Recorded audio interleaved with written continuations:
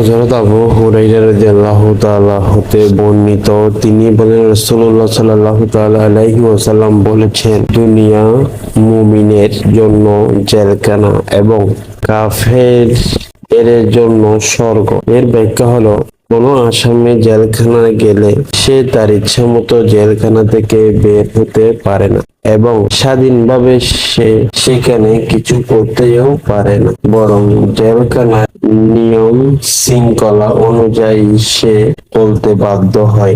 এভাবে যে ব্যক্তি আল্লাহর উপর ঈমান এনে মুমিন হলো, সে তার ইচ্ছামতো দুনিয়াতে চলতে পারে না, যেমন সে জান্নাতে তার ইচ্ছামতো চলতে পারবে। তাই সে আল্লাহর নির্ধারিত নিয়ম কানুন অনুযায়ী শৃঙ্খলিত জীবন যাপন করতে বাধ্য হয় বলে দুনিয়াকে তার জন্য জেলখানা বলা হয়েছে।